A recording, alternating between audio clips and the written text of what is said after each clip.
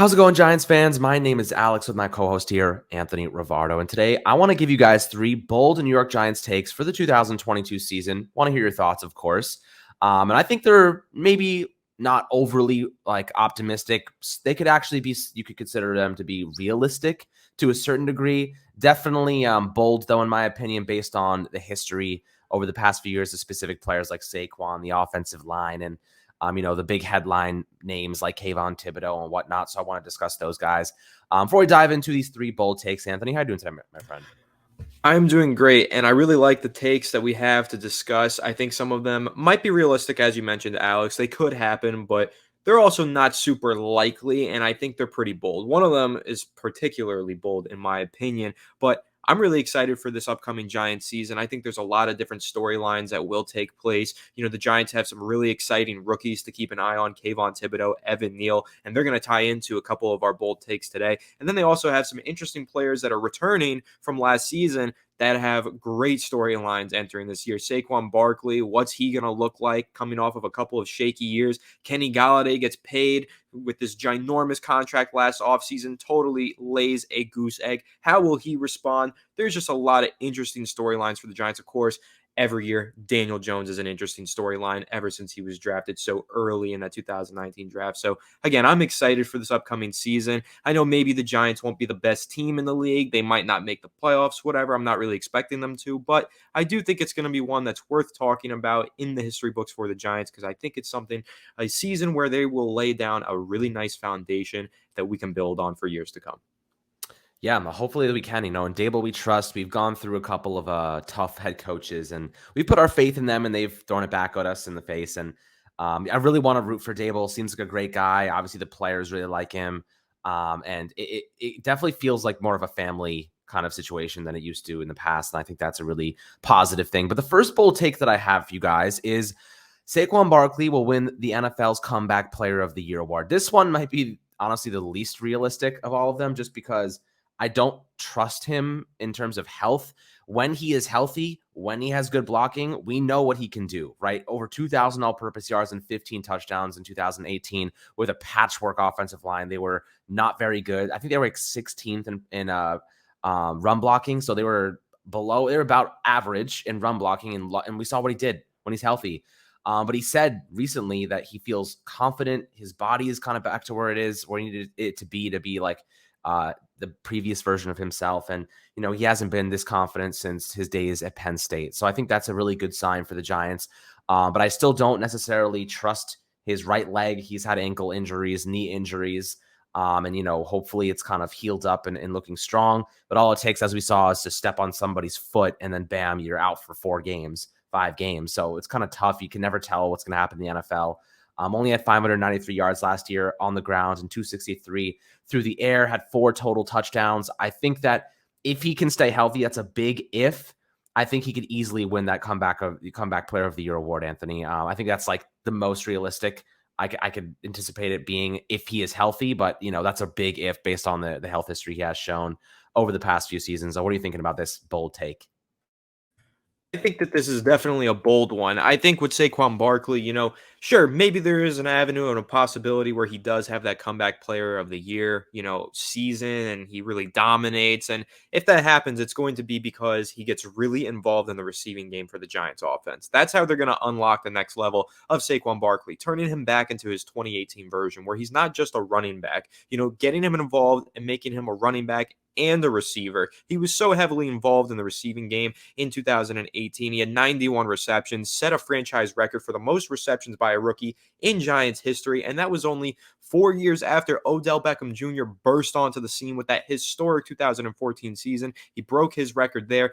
And mind you, we're talking about a running back in Saquon Barkley who broke Odell Beckham Jr.'s record. So getting him involved in the passing game, making him a true receiver out of the backfield, making him a threat to opposing defenses. That's how you unlock the next level of Saquon Barkley. And by all accounts from reporters, every report that we hear, the Giants are planning on utilizing Saquon Barkley that way. They're planning on getting him super involved as a receiver. They're moving him all across the formations, moving him with pre-snap motion, lining him up as an outside wide receiver, lining him up in the slot. They're trying to get him involved in the receiving game. And if he does have that historic comeback player of the year season, it's going to be because he probably puts up 90 receptions again, and he runs for over 1,000 yards, and he has like 2,200 scrimmage yards. He finished the 2018 season with 2,028 total yards from scrimmage, led the NFL in that category. Truly astounding for a rookie to accomplish such a feat. And if he's able to lead the NFL in total yards from scrimmage again, he could be in the conversation for comeback player of the year. However, I do think this is a bold take and an unrealistic one as well, because I don't think this is really an award that's catered towards the running back position. I think if there's any quarterback that was maybe spending last season as a backup and has a breakout year this year, or any quarterback that might have been injured and enters this year and has a huge season, or maybe a star defender, something like that, those are the guys that get those awards. I feel like for Saquon Barkley as a running back who did play most of last season, he just didn't play well and he was playing through injuries, but he did play a lot of the year. I feel like it's just going to be tough to see him actually win this award. I know he's been dealing with injuries for years, so it would kind of be great to see him make that comeback after a few years of struggling, but I don't know. I think there's probably other players that are going to have a better shot at this award because of the positions that they play on the football field. Yeah, I mean that's a reasonable argument. I think that like you said, Dable and Mike Kafka are looking to get Saquon involved as a receiver again. During his rookie season, the guy had 721 receiving yards. That's more receiving yards than any receiver we had on the team last season. So kind of gives you an idea of what he can do with the ball in his hands, and especially the unique ways. Like you remember last year against the Saints, he had that touchdown catch split out wide. So what he's capable of doing, we really haven't seen in 4 years, and now finally we have an offensive system that seems to want to extrapolate on his abilities and really utilize him in the way he was always meant to be utilized, as a dynamic kind of scat back with some power and really not even the scat back. He has so much more potential than that. I don't want to coin him a scat back, but he does have to get better with picking up yards when they are in front of him instead of just trying to maneuver around. But I think Saquon Barkley, if he can remain healthy, he has a really good shot at winning this comeback player of the year award. But again, it's a big if. Before we jump on to the second one, I do want to say it's super interesting. It sparked my imagination here, so I decided to search it up. The odds on the 2023 comeback player of the year. Would you guess who's in fourth place with the highest odds? Fourth place with the highest odds. The best odds to win 2023 comeback player of the year. Who's in fourth? It's not Saquon. It's not Saquon. In fact, it's Daniel Jones. Daniel Jones. Could you believe that? Number 1, Derrick Henry. Number 2, Jameis Winston. Number 3, Michael Thomas. Number 4, Christian McCaffrey. He's in number 5, Daniel Jones. Yeah, throw it out. I'd love to hear it. I don't think, okay, this might seem obvious, but comeback player of the year award, doesn't that indicate that they've already had a great season? Comeback player of the year. Well, had a great season, got injured or something, and then came back, from whatever adversity they faced. DJ hasn't had a great season. I mean, yes, okay, rookie season, he threw 24 touchdowns. I fumbled 19 times. Are we going to sit here and say that Daniel Jones had a great rookie season? You know what I mean? Well, they've got him in 5th with the 5th best odds. It's super interesting to me. I don't even see Saquon Barkley on this list, surprisingly. I think that Saquon Barkley is probably a better candidate, in my opinion, than the likes of Daniel Jones. Even Kenny Golladay could be on a better candidate than you would think. Daniel Jones. But yeah, very interesting. I just thought that was a fun fact to put out there. Daniel Jones is Vegas's pick on the Giants to be the comeback player of the year for some reason. Very interesting. But anyway, the next bold take, and I think this one is actually quite realistic. Of course, Kayvon Thibodeaux is getting all the hype lately. Either the sirens go again. They're going to pick up Kayvon Thibodeaux right now because Azeez Ojulari is going to kick his ass next year in the production category. But I'm excited, man. Azeez Ojulari, I think he could actually have a very underrated season and maybe even have a better productive season and, efficiency based than Kayvon Thibodeaux, right? The headlines always want to say, the Oregon product, he's amazing athleticism, the bend, the leadership, the charisma. Everyone's talking about Kayvon Thibodeaux, but I think that we shouldn't forget about Azeez Ojulari. Guy added 10 pounds of muscle mass this offseason. Did a fantastic job just working hard to build his repertoire of pass rush moves. He's going to be able to set the edge better with more muscle mass and size. He's going to be a better bull rusher. He really utilized that chop last year as his primary move. I think he's adding to that sequence of pass rush moves that's going to really help elevate his game. And I think that he could even be more productive than Kayvon during his rookie season. So, I think this is more of a realistic take. I don't think it's that bold, but I think that people expect a lot out of Kayvon. And because of that, Azeez Ojulari is kind of getting, left in the wayside. What are you thinking about this one? I think this is a totally realistic one, actually. I think, you take a look at what Kayvon Thibodeaux is bringing to the table. He's going to be a star from day one. There's so much hype around him. Everybody just loves Kayvon Thibodeaux, ourselves included, right? We're super excited for him. We think he could be Defensive Rookie of the Year. I think there's a lot of people that think that. In fact, if I go and look at the odds on that, I'm sure Kayvon Thibodeaux is probably leading the bunch on that. So Kayvon Thibodeaux is going to bring a lot to the table for the Giants. I'm expecting him to have a very good and productive season, but keep this in mind. Kayvon Thibodeaux is going to attract the attention of not just the fans, but the opposing offenses and the opposing offensive coordinators. And they're going to send extra blockers onto his side of the field. They're going to have running backs chipping Kayvon Thibodeaux all game long, tight ends helping and double teaming him all game long. There's not going to be a lot of one-on-one situations for Kayvon Thibodeaux because A, he's ultra talented. B, he's demonstrated that he can destroy opposing offenses' game plans in college. And C, there's so much hype. He's just so hyped up. Everybody is super hyped about Kayvon Thibodeaux. He is going to attract all of the attention from opposing offenses. And what does that mean for Azeez Ojulari? One-on-one blocks, less attention being drawn his way, and free runs at the quarterback on some mishaps, right? It's going to be a good season for Azeez Ojulari, a player that we were really high on coming out of the 2021 NFL Draft.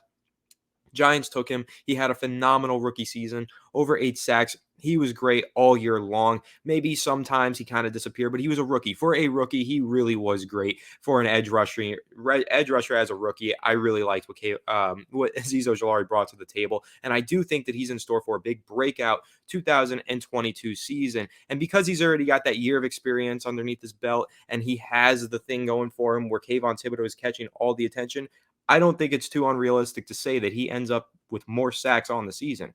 Rookie edge rushers, like really good rookie edge rushers that end up winning Rookie of the Year, they usually finish the season with like 8 sacks. I think Azeez Ojulari can definitely crack 10. I have a harder time seeing Kayvon Thibodeaux realistically cracking 10 total sacks as a rookie. Year 2, year 3, yeah, I think he's perennial 10 plus sacks for the rest of his career. But as a rookie, 10 sacks is going to be really tough for him to achieve. But for Azeez Ojulari in his second season, I do think he finishes the year with over 10 sacks, giving him a better statistical stat line than Kayvon Thibodeaux, and thus making our bold prediction correct. Well, I would love that, right? Because that means that you're seeing unbelievable development in, a second-year player, and then Kayvon Thibodeaux hopefully will be right behind him. The pairing of Kayvon and Azeez Ojulari could be awesome, moving forward. And honestly, like opposing teams having to deal with both of those guys, then you throw in like Leonard Williams, you throw in Dexter Lawrence into the mix, and you got a pretty nice young line there. One big contract, the other 3 on rookie deals. This is how you rebuild, guys. And most people would agree the best way to rebuild on the defensive side is to go out and draft good pass rushers. Kayvon Thibodeaux and Azeez. If I'm an NFC East rival, if I'm Dallas, if I'm Washington, if I'm Philadelphia, I'm like, these guys aren't starting Kyler Fackrell anymore. You know what I mean? They're not starting whoever it might be, Ocean Eximitas or Lorenzo Carter off the edge. They got Kayvon Thibodeaux and Azeez Ojulari, guys that can make an impact difference at any given moment. Which is awesome. Like we saw what Azeez and Quincy Roche did last year against Carolina. Quincy Roche had 2 sacks in that game, and Azeez also had a couple sacks. Like you see what those 2 guys can do. I can guarantee you Kayvon Thibodeaux is better than Quincy Roche. So it should be fun to watch this team develop and these 2 guys really become a really lethal pairing, hopefully barring injury, knock on wood. But the last bold take that I have for you guys is the Giants offensive line will rank no worse than average in 2022. This one, 50-50, toss up. Average is like the best I'm hoping for right now. Like last year, we were like, please just get to average. Of course, we ended up ranking 30th overall in pass protection. And again, our run blocking was awful. And Nate Solder was a turnstile. Dude was levitating more than actually blocking. So I'll tell you what, I think that this offensive line with Evan Neal, Mark Lewinsky, even, John Feliciano, better than Billy Price, I would imagine. And then, you have that left guard position battle where like, let the best man win. Let's not hand out starting jobs like it's Reese's Pieces on Halloween. Hopefully we can get the most out of these guys. Evan Neal and Mark Lewinsky, at the very least, we know they're going to be dominant, mean, aggressive offensive linemen in the trenches and helping to open up those running lanes for Saquon Barkley, Matt Breida, whoever's at running back really. And even Daniel Jones, if they're going to run with him a little bit and do some design running back, or rather quarterback runs. So it should be fun. Like this offensive line definitely has the potential to reach average. And that would be a huge monster, 50% improvement compared to last year as we kind of get some chemistry. And look, this offensive line has no chemistry right now. They're all brand new aside from Andrew Thomas and Shane Lemieux. So, if we can get to average in the first year, that's a huge benefit for this team moving forward. And if the Giants go with a different quarterback down the road, they have an established offensive line that's on the up to help protect him and help him develop, because we saw what bad offensive line play has done to Daniel Jones. We saw what it did to Eli Manning at the end of his career. It ruins quarterbacks. You need to have a good offensive line for a young quarterback to come in and succeed and learn properly. And I think, look at Zach Wilson last year for the Jets. Offensive line performed really badly, got him injured, and he was looking like crap. And then he came back. The offensive line was playing a lot better, and he looked so much better. He didn't throw an interception the last 6 weeks of the season. So you can see what a good offensive line does for a young quarterback, and it'll change everything for us. So if we can get there, I think it would be great. And we have the talent to reach average, in my opinion. I think this is also, I wouldn't say realistic, but we're headed in the right direction. I absolutely agree. Headed in the right direction for sure. Major improvements on the offensive line, but I do think this is a bold prediction just because, we say this every year, and I feel like we get our hopes up and then they get crushed. And I'm a little worried about that, right? Because I think the Giants have made huge improvements on the offensive line. I think that Andrew Thomas in year 3, he's going to be even better than he was in year 2. I think he really is going to be healthier this year, and he's just going to continue to develop into a dominant perennial, starter. There's just a great left tackle, premier left tackle for the Giants, right? But then at left guard, major question marks, and that always gives me concern. I feel like every year we're like a major question mark here, major question mark there, and we're like, this guy could be the answer here. But a lot of times they don't end up being the answer there, right? So I'm a little worried about that left guard spot. And don't forget, one position on the offensive line, if it's just really bad, it can bring the whole unit back. It can really just have a domino effect and hold everyone back. And left guard, there's potential for that happening there, right? That could be a really bad situation that just holds back the entire offensive line. Center, I like John Feliciano. I think at best, though, he's probably going to be about an average center. Right guard, Mark Lewinsky, a little bit above average. I really like what he brings to the table, and I think that's a major improvement from where we were with Will Hernandez, who was far below average last season. And of course, at right tackle for the last 5 years, I don't know, it's just been the most below average position in all of sports, right? Just the Giants right tackle situation has been a nightmare that I've been living through for years, and Evan Neal is here to fix that. But don't get it twisted. He is a rookie right tackle. He's going to have growing pains. So that's another hurdle for the Giants. You got a hurdle with Andrew Thomas. Is he going to stay fully healthy? I know he played pretty much every game as a rookie, but he was dealing with an ankle injury, and then he dealt with an ankle injury last year, and he missed time. He's been dealing with injuries throughout his NFL career, unfortunately. Let's just hope and pray that that doesn't happen again this season and hold him back in any way. So, you got a little confounding variable there, a little reason to have maybe some doubt in the Giants' offensive line at the left tackle position, even though I don't. I have full confidence in Andrew Thomas. But then again, left guard, you don't even know who's going to start there. The guy who might start there, Shane Lemieux, was really bad as a rookie, and he's coming off of a significant injury from last season. Joshua Zito is a rookie. Again, rookies bring growing pains. He'll jump over to right tackle, growing pains from Evan Neal. And then right guard and center, you do have some established veterans, but again, they're getting up there in age. Any year they can just start to regress. So there are many reasons for the Giants offensive line to be a disaster once again, 2022. But as I mentioned, as Alex mentioned, there are many reasons to believe that this line will be significantly better than it was last year. And hopefully it can land around average in the 2022 season. But in my opinion, I think we're getting closer to average for sure. But I think we're going to be just a little bit below average. So I do think average is a bold take. But man, average would just help this Giants offense so much. Just compared to where we've been, bottom of the league every year, ascending all the way to average, middle of the pack, that would be huge for the Giants offense. I mean, bro, the fact that we're praying for average hurts my heart and soul. Give me a headache, honestly. But we gotta stay positive, my friends. Season training camp's coming around in a couple days. We got you guys covered every day, obviously, with all the news, updates, and anything the Giants do release. And we'll hopefully get a couple interviews in there as well with some cool players. So that should be fun.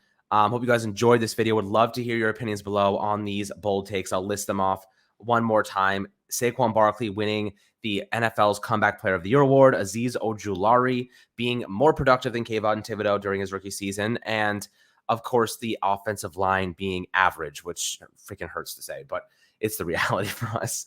But I hope you guys enjoyed the video. Make sure to like and subscribe as always, my friends. We'll catch you guys on the next Fireside Giants episode.